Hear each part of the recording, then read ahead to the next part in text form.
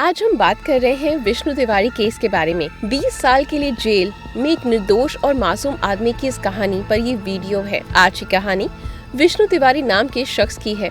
तो ये विष्णु तिवारी कौन था, इसके साथ क्या हुआ था और आखिर ये लोग 20 साल बलात्कार की सजा काटने वाले एक व्यक्ति के लिए इतने अचानक से सहानुभूति क्यों जताने लगे। सब कुछ सिलसिलेवार तरीके से समझने के लिए वीडियो को बड़े ध्यान से आखिर तक देखना होगा। चलिए शुरू करते हैं आज का प्यारा सा वीडियो। इस सच्ची कहानी के मुख्य जो किरदार है वो है विष्णु तिवारी। इनका जन्म 1977 के आसपास उत्तर प्रदेश के ललितपुर जिले में मेहरौली कोतवाली के अंतर्गत आने वाले सीलावन में हुआ था। विष्णु तिवारी के पिता का नाम रामेश्वर प्रसाद तिवारी था। ये परिवार बहुत अमीर तो नहीं मगर काफी मेहनती था और अपनी मेहनत के बल पर ठीक ठाक जिंदगी जी रहा था।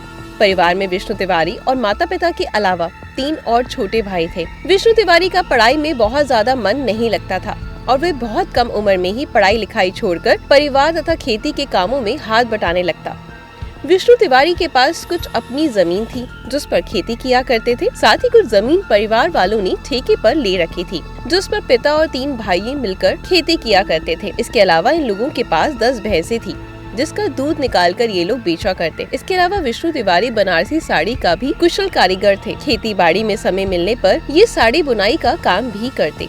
कुल मिलाकर ये पूरा परिवार अपनी मेहनत से ठीक ठाक जिंदगी गुजार रहा था। परिवार में सब कुछ ठीक ही चल रहा था, लेकिन ये सब कुछ ठीक बस तभी तक रहता जब तक इस परिवार का एक बेटा बलात्कार के आरोप में गिरफ्तार नहीं हो जाता है। बलात्कार के आरोप में बेटे की गिरफ्तारी के बाद आगे जो कुछ भी होता है उससे पूरे परिवार की जिंदगी बदल जाती है, या यूँ कहें कि तबाह हो बर्बाद हो जाती है। साल 2000 के सितंबर महीने में इसी गाँव की रहने वाली एक महिला पास के हरोली पुलिस स्टेशन में जाकर शिकायत करती है कि विष्णु तिवारी नाम के व्यक्ति ने उसके साथ बहुत ज्यादा मारपीट की है। साथ ही उसने जाति सूचक गालियां दी हैं और इसके अलावा वो महिला कहती है कि विष्णु तिवारी ने मेरा बलात्कार किया है और मुझे धमकी दी है कि अगर इस घटना के बारे में मैं किसी को बताऊंगी तो मैं तुम्हारी जान ले लूंगा। आरोप काफी गंभीर थे, इसलिए पुलिस तुरंत मामला दर्ज करती है। विष्णु तिवारी पर बलात्कार, धमकी देने, जाति सूचक गालियां देने जैसी गंभीर धाराओं के अंतर्गत SC/ST एक्ट के तहत मामला दर्ज कर लिया जाता है। आनन फानन में ही मुख्य आरोपी विष्णु को गिरफ्तार कर लिया जाता है।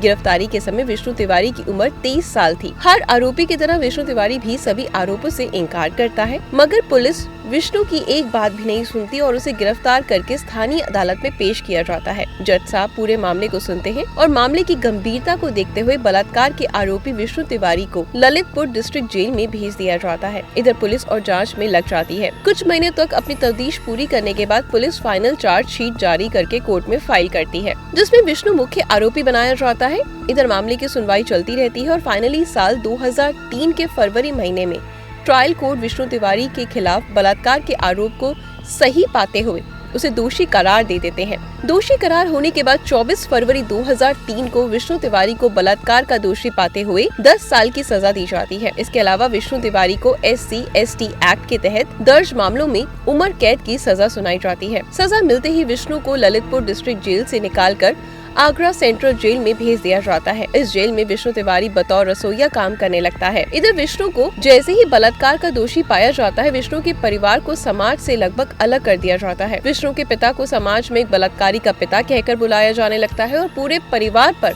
बलात्कारी का कलंक लग जाता है। लोअर कोर्ट से सजा मिलने के बाद इनके पास हाई कोर्ट में फैसले के खिलाफ अपील करने का विकल्प बचा हुआ था, मगर विष्णु के परिवार वाले चाहकर भी बहुत कुछ नहीं कर पाते क्योंकि विष्णु के बलात्कार के आरोप में जेल जाने के बाद उन लोगों का काम धंधा भी लगभग चौपट हो गया था। इस कारण उन लोगों की आर्थिक स्थिति बहुत अच्छी नहीं रही। उनके पास इतना पैसा भी नहीं था कि बड़े वकील को हायर कर सके और हाई कोर्ट में लोअर कोर्ट के फैसले को चुनौती दे सके। इन लोगों की जो भी कुछ सेविंग थी वो गिरफ्तारी के बाद पहले 3 साल में ही लगभग खत्म हो गई थी।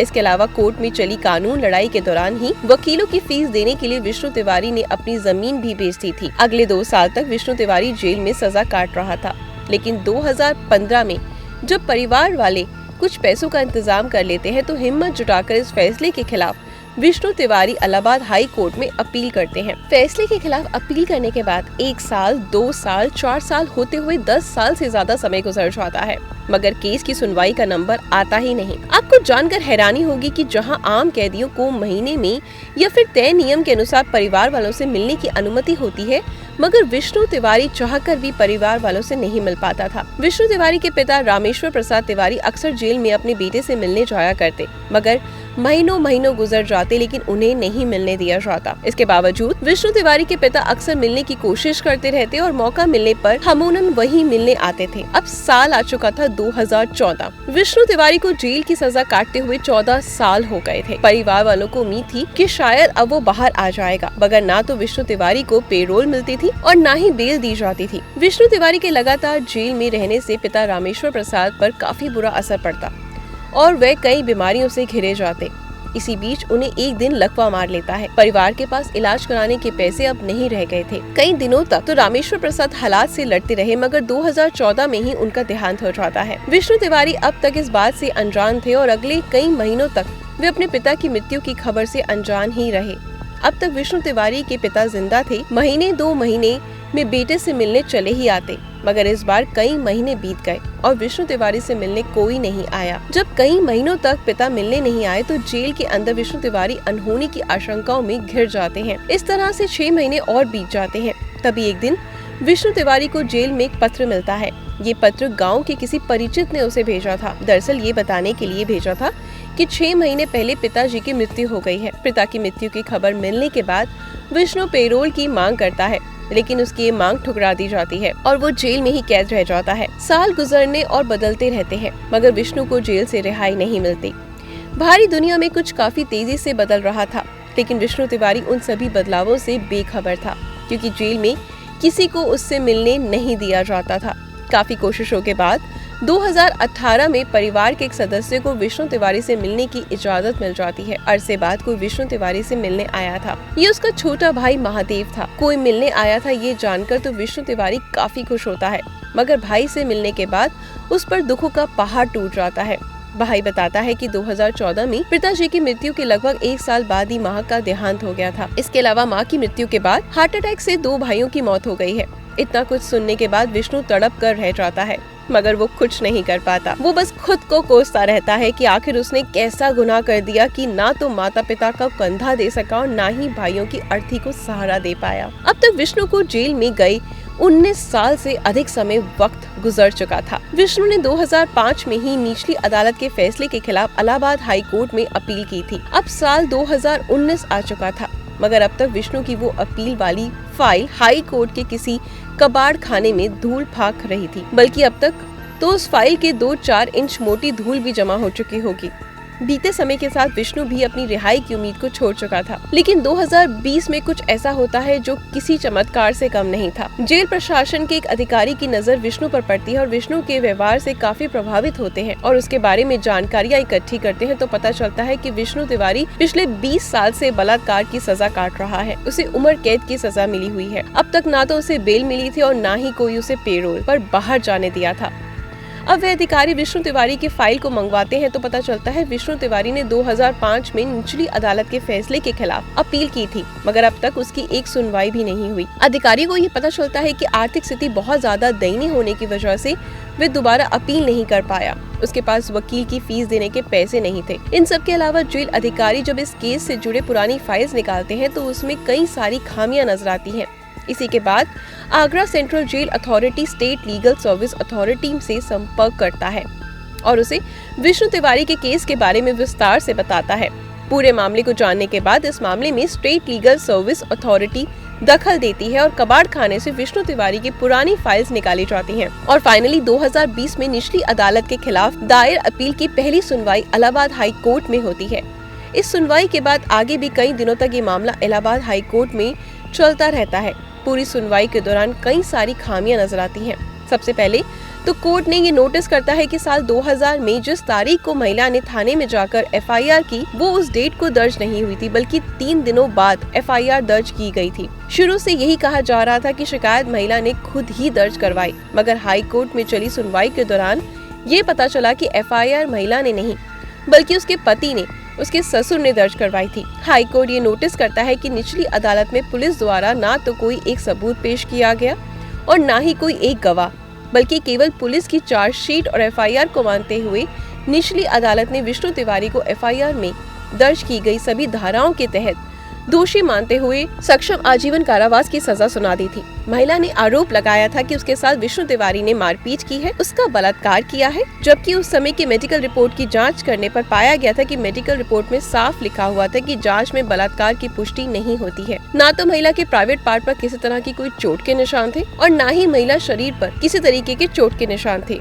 यानी मारपीट के। पर इन सबके बावजूद निचली अदालत ने सभी फैक्ट्स और तथ्यों को नजरअंदाज करते हुए महज पुलिस एफआईआर और चार्जशीट के आधार को बनाते हुए विष्णु तिवारी को बलात्कार के जुर्म में 10 साल सजा तथा SC/ST एक्ट के तहत दर्ज मामलों में सक्षम आजीवन कारावास की कड़ी सजा सुना दी थी। इन सभी तथ्यों को देखने के बाद अपनी ओर से कुछ और जांच करवाने के बाद इलाहाबाद हाई कोर्ट में मामले की सुनवाई कर रहे जस्टिस डॉक्टर जयेंद्र ठाकुर तथा जस्टिस गौतम चौधरी पाते हैं कि विष्णु तिवारी पर लगाए गए आरोप पूरे तरीके से बेबुनियाद और फर्जी हैं। विष्णु तिवारी को उस जुर्म की सजा मिली जो उन्होंने किया ही नहीं था।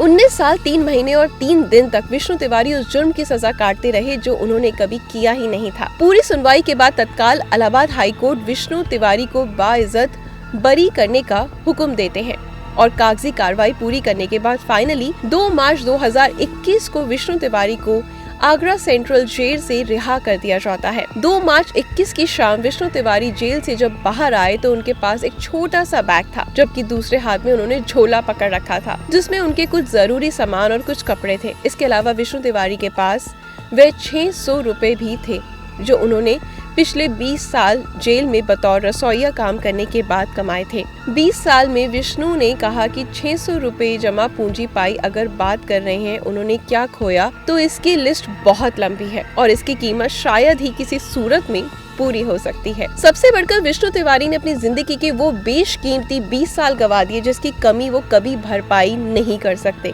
जब विष्णु तिवारी जेल गए थे तो उस समय उनकी उम्र 23 साल की थी और जब जेल से बाहर आए तो वो 33 साल के हो चुके थे। जेल जाने से पहले इनका हंसता खेलता परिवार था। घर में माता पिता और 3 भाई थे, मगर 20 साल में विष्णु ने अपने माता पिता और 2 भाइयों को खो दिया। माता पिता की अर्थी को कंधा ना दे सके और ना ही भाइयों की। जेल जाने से पहले इनके पास कई सारी गाय भैंस थी और ये खेती बाड़ी करते थे, मगर जेल जाने के बाद सब कुछ लुट गया, बर्बाद हो गया। लगभग सारी जमीन कानूनी खर्चा उठाने में ही बिक गई। एक सवाल शायद आपके मन में अभी भी घूम रहा होगा, तो आखिर वो क्या वजह थी विष्णु तिवारी पर फर्जी एफआईआर करवाई गई और उन्हें जबरदस्ती जेल भेजा गया। दरअसल पूरा मामला कुछ जमीनी विवाद और जानवरों को बांधने को लेकर हुई मामूली कहासुनी से जुड़ा था। विष्णु तिवारी के परिवार वालों से तथा जिस महिला के परिवार वालों ने एफआईआर दर्ज कराई थी उनके बीच किसी जमीन को लेकर विवाद चल रहा था। इसके अलावा जानवरों के खेत में बांधने को लेकर कई बार विवाद होता था।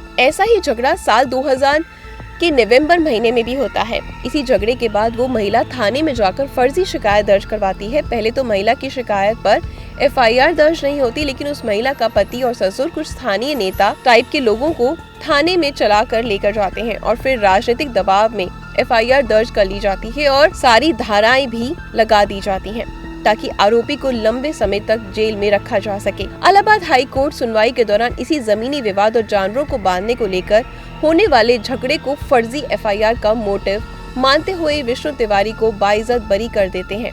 हाई कोर्ट की सुनवाई के दौरान जो सबसे इम्पोर्टेंट बात निकलकर सामने आई कि इस पूरे मामले में SC/ST एक्ट का दुरुपयोग हुआ।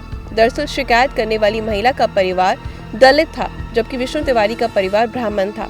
इसलिए दर्ज एफआईआर में जानबूझकर SC/ST की धाराएं लगवाते हुए आपसी जमीनी विवाद को दूसरा रंग दे दिया गया। इस फैसले के बाद कहा गया कि आखिरकार सच्चाई की जीत हुई। 20 साल बाद ही सही विष्णु को जेल से आजादी तो मिल गई, और अगर आप इसे सच्चाई की जीत कहेंगे तो फिर सजा क्या है। हकीकत तो ये है कि इस पूरे मामले में सत्य परेशान भी हुआ और पराजित भी हुआ। हाँ, जीत इस आधार पर कह सकते हैं कि परिवार पर जो बलात्कारी होने का कलंक लगा था वो ढल गया। जेल से बाहर आने के बाद विष्णु तिवारी ने भी एक इंटरव्यू में कहा कि जेल में मुझे कई बार ख्याल आया कि मैं आत्महत्या कर लूं, मगर मैं हमेशा यही सोचकर खुद को जिंदा रखता, अगर मैं मर गया तो सच्चाई बाहर नहीं आएगी और मैं मरने के बाद भी एक बलात्कारी के तौर पर पहचाना जाता रहूंगा। अब मुझे कम से कम इस बात का संतोष है कि मैं बलात्कारी नहीं हूँ। मैंने दुनिया के सामने और समाज के सामने अपनी बेगुनाही साबित कर दी। जब इलाहाबाद हाई कोर्ट से विष्णु तिवारी को बरी कर दिया गया तो ये मांग बड़े स्तर पे की जाने लगी कि सरकार को विष्णु तिवारी को मुआवजा देना चाहिए ताकि जो कीमती समय उन्होंने बेगुनाह होते हुए भी जेल की सलाखों के पीछे गुजार दिया उसकी भरपाई हो सके। इस संबंध में कुछ लोगों ने सुप्रीम कोर्ट में भी याचिका दायर करते हुए कहा था कि ऐसा नियम बनाया जाए जिसके तहत लंबे समय तक बेगुनाह होते हुए भी जेल से सजा काटने वाले लोगों को बेगुनाह साबित होने पर मुआवजा दिया जाए। हालांकि 2022 में सुप्रीम कोर्ट ने ये कहते हुए याचिका को खारिज कर दिया कि ये सरकार का मामला है, केंद्र और राज्य सरकार खुद ही इस मामले पर अपने नियम बनाए। चलिए हाल ही में विष्णु तिवारी के साथ घटित हुई एक और ट्रेजेडी के बारे में आपको बता देते हैं। अपनी जिंदगी के गोल्डन ईयर जेल की सलाखों के पीछे काटने के बाद 2021 में विष्णु तिवारी जेल से बाहर तो आए, वो नए सिरे से अपनी जिंदगी की शुरुआत करने की कोशिश करते हैं। क्योंकि महज 23 साल की उम्र में वो जेल चले गए थे, इसलिए अब तक उनकी शादी नहीं हुई थी। जेल से बाहर आने के बाद वे बिल्कुल अकेले हो गए, इसलिए उन्होंने शादी करने का फैसला किया। इसी सिलसिले में एक रिश्ता उनके पास आया। रिश्ता पसंद आने के बाद सभी बातें तय हो गई और 22 जुलाई 2022 को हिंदू धर्म के रीति रिवाज के अनुसार विष्णु तिवारी ने एक मंदिर में जाकर शादी कर ली। लेकिन उनकी शादीशुदा जिंदगी बस बातें उससे पहले ही उजड़ गई। दरअसल शादी के अगले ही दिन विष्णु तिवारी की दुल्हन और दुल्हन की कथित मां घर में रखे थोड़े पैसे, कीमती सामान और कई चीजें लेकर रफू चक्कर हो गई। बाद में खुलासा हुआ कि वह एक लुटेरी दुल्हन थी और वो ऐसे लोगों से शादी करती थी और फिर उन्हें लूट कर भाग जाती थी। इन सब दुख के बीच फिलहाल विष्णु तिवारी हालात से लड़ते हुए अपनी जिंदगी को पटरी पर लाने की कोशिश कर रहे हैं। दोस्तों, विष्णु तिवारी की पूरी कहानी जानने के बाद आप क्या कहना चाहेंगे? कमेंट बॉक्स में जरूर बताएं। मैं आपकी कमेंट का इंतजार करूंगी और ऐसी कुछ सच्ची घटना और जानने के लिए हमारे साथ जुड़े रहें। हमारे चैनल को सब्सक्राइब करें, वीडियो को लाइक और शेयर करें। धन्यवाद।